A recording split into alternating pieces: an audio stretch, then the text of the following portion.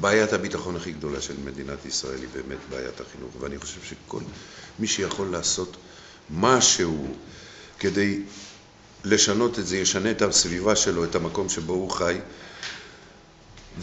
ויעניק לעצמו אושר ולאחרים אושר, וקצת למקום שבו הוא נמצא. ובפתח תקווה באמת מתרחש דבר נוראי, שמעבר לזה שזה פצצה מתקתקת, אם אפשר להשתמש בזה, שכבר מעבר לתקתוק שלה. זה גם עגום, עצוב ורע, פשוט רע.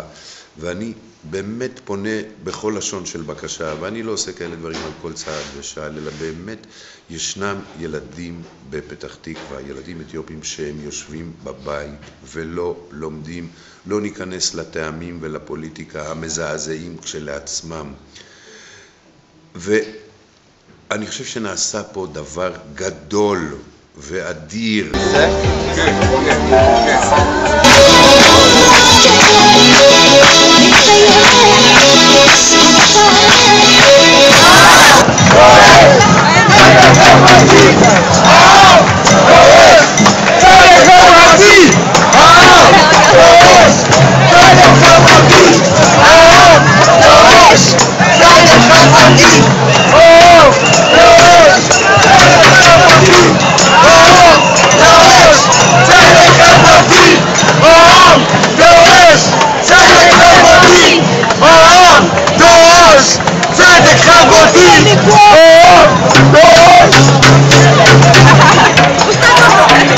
בקצרה על התרבות האתיופית, למי שלא היה עד עכשיו בהרצאה.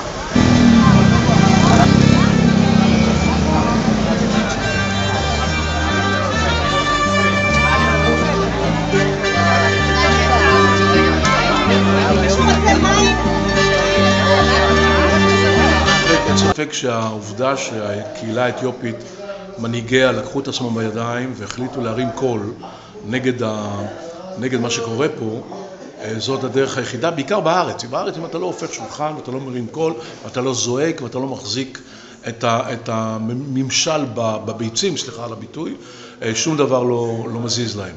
ולכן הדבר הזה עשיתם מעשה חשוב נורא, ממש בימים אלה. אני מברך אתכם על כך, אני מודה לכם שאתם עושים את זה, ואני חושב שאתם עוזרים לנו, אנשים שמהצד, להתגייס אליו.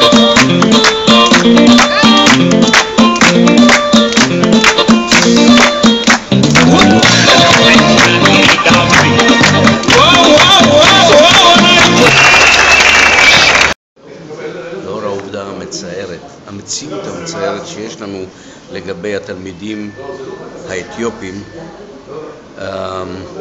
באמת עובדה איומה, מצערת.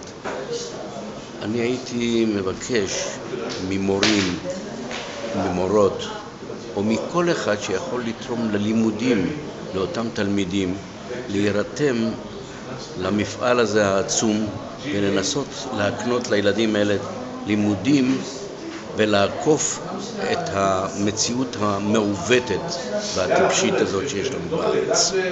תודה.